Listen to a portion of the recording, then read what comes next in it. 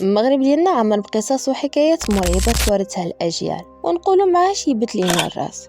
أساطير خلاتنا وحنا صغار إلا طلبوا منا والدينا نطلعوا نجيبوا شي حاجة من السطح بالليل كيبان لنا ديك السطح هو مثلث برمودا اللي طلع ليه مستحيل يرجع. وفي هذا الفيديو غادي نرجعوا لهذا الموروث الشعبي ونفتشوا كاع الخرايف والاساطير المغربيه القديمه اللي كانت كتخلعنا وحنا صغار. واش هذه الحكايات عندها اصل حقيقي ولا هي مجرد خيال وخرافات؟ هادشي اللي غادي نحاولوا نعرفوه ونفهموه في هذا الفيديو. قبل ما نبداو، الا كنتي اول مره كتشوف هذه القناه وعزيز عليك في حال هذا المحتوى، ضغط على زر الاشتراك وانضم للعائله. ما تنساش لايك كدعم للمحتوى. ودابا ندخلوا في التفاصيل. هاتي بسم الله الرحمن الرحيم. هات بسم الله الرحمن الرحيم. هاتي بسم الله الرحمن الرحيم. الأساطير المغربية هي جزء كبير من الثقافة الشعبية ديالنا، وأشهر أسطورة خلت الخوف في قلوب الأجيال هي عايشة قنديشة. هذه الشخصية ماشي مجرد حكاية هادية، بل هي رمز ديال الخوف اللي كبرنا به، ولدرجة أن غير سميتها كتخلي الناس تخاف. الحكاية الشعبية كتوصفها بأن امرأة زوينة بزاف، عندها شعر كحل وطويل وصل حتى الرجلين، وعينين كتسحر اي واحد شاف فيها. ولكن الاسطوره كتقول بلي مظهرها كيتبدل فجاه وكيبان شكلها الحقيقي المرعب، حيت عندها رجلين ديال الاحمر او الماعز. هذا الكائن كيخرج ديما في نص الليل، وخصوصا في البلايص المعزوله اللي فيها الماء بحال الودان، الابار القديمه والضواحي العروبيه. القصه كتقول بلي هي كتعيط على الناس بالليل بسميتهم بصوت حنين، وملي كيمشي عندها الضحك كيتصدم بالشكل ديالها الحقيقي وكتوقع الكارثه.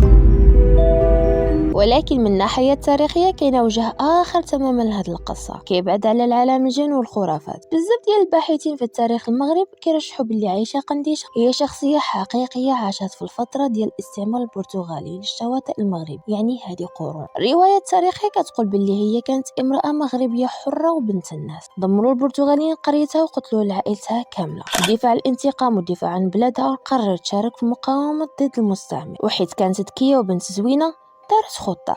كانت كتلبس الابيض وتخرج بالليل وتستدرج الجنود والضباط البرتغالي للغابات او البلايص الخاويه. وملي كيمشي مع الجندي بوحده كيهجموا عليها المقاومين اللي مخبيين بين الشجر وكيصفيوها لهم واحد بواحد. مع الوقت الجنود البرتغاليين بقاو كيموتوا بالخوف من هاد المراه اللي كانوا كيسموها كونتيسا عايشه. ومع مرور السنين بسبب الحكايه الشفهيه وزياده الناس تحولت هاد البطله مقاومه لجنيه مرعبه كتسكن في الابار. في التراث الشعبي كانوا الناس كيعتقدوا باللي كاينين طرق كتحمي من عيشه قنديشه. اسطوره كتقول باللي نقط الضعف الوحيده ديالها هي النار والحديد. داكشي علاش المسافرين بالليل كانوا دائما كيوزوا معاهم شي حاجه ديال الحديد بحال السوارز او الموس، او كيشلوا العافيه بمجرد ما يحسوا بالخطر، حيت كيامنوا باللي الحديد والنار كيخليوها كتختفي وما تقدرش تقرب ليهم. إلا كانت الأسطورة عايشة قنديشة مرتبطة بالودان والطرقان الخالية، فالأسطورة الثانية مرتبطة بالحراسة ومراقبة ديال المقابر. الشخصية اللي معنا اليوم هي بغلة الروضة، وهذه ماشي بغلة عادية بل هي واحدة من أكثر شخصيات الرعب في التراث الشعبي. القصة كتقول باللي هذا الكائن هو في الأصل امرأة كتعيش الحياة عادية بالنهار، ولكن بمجرد ما كيطيح الظلام وكتوصل 12 ديال الليل كيتحول لحيوان هاجن، نصف بغلة ونصف امرأة، وكتكون مغطية كاملة بالسلاسل والحديد.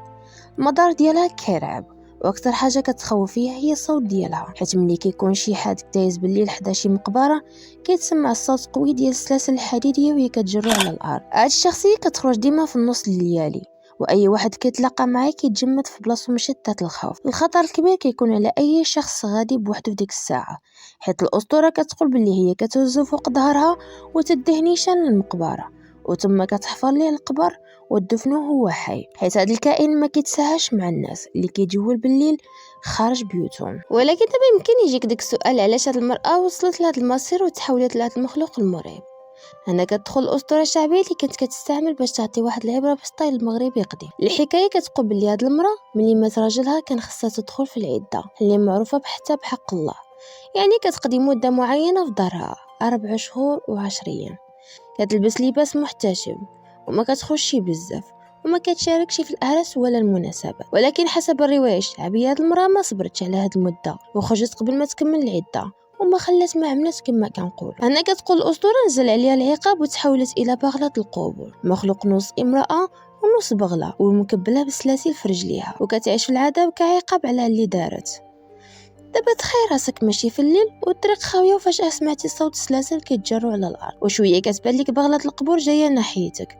ديك اللحظه الهروب ماشي سهل، حيت الاسطوره كتقول بلي هذا المخلوق سريع وقوي. طبعا هادشي كامل داخل في الاطار الخرافات والاساطير الشعبيه اللي كانوا الناس كينتقلوها زمان، وكل منطقه كانت عندها روايات وطرق مختلفه باش تحكي على هذا المخلوق الغامض. إلا كانت عايشة قنديشة وبغلة القبور مرتبطين بالخرافات والدروب الخالية والمقابر، فكاين أسطورة أخرى مشهورة بزاف في المغرب، وهي أسطورة الملك شمهاروش. حسب الرواية الشعبية كيتقال بلي شمهاروش واحد من ملوك الجن السبعة، وكان معروف عند الناس في الحكايات القديمة بلي هو قاضي كيحكم بين الجن والعدل، وهادشي علاش ولا عنده مكانة كبيرة في المخايل الشعبية المغربية. وكتقول الأسطورة بلي مكان مرتبط به كاين في جبل أطلس الكبير، فالطريق مؤدية لجبل تبقال، وبالضبط في الإمليل، فين كاين واحد المكان معروف عند الناس باسم مزار شمهاروش. وكان الناس كيرويو بلي هاد البلاصه كانت رمز للمحكمه ديالو، بلي الجن كيجيو ليه في الليل باش كيتحكموا قدامه ويفصل بينهم في الخصومات. الغريب في القصه هو ان المحكمه ماشي غير الجنون بوحدهم، حتى البشر كيمشيو تما. حسب المعتقدات الشعبيه القديمه، اللي عنده شي حد مملك او مسكون بشي جن يعاصمه باش يخرج منه، كيديو المريض نتما لهاديك الصخره البيضاء. تما كيدوروا طقوس الذبيحه، الدجاجه كحله او المعزه، باش كيقدموها كقرابين، والهدف هو يرفعوا دعوة قضائية عند ملك شمهاروش ضد ديك الجن اللي ساكن المريض. تخيل معايا سيناريو، بنادم ضارب 3 ديال السوايع ديال الطريق في الجبل على رجليه باش يمشي يرفع دعوة قضائية على جن حيت ما بغاش يخوي ليه الاتساع. دابا من بعد ما عرفنا على الاساطير عايشه قنديشه وبغلة الروضه وسلاسلها والملك شمهاروش والمحكمه ديالو، واش هادشي بصح ولا كذب الله اعلم.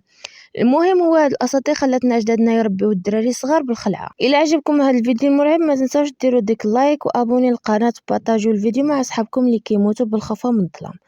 قولوا لي في الكومونتير شكون فيكم تلقى مع شي بغله في الدرب.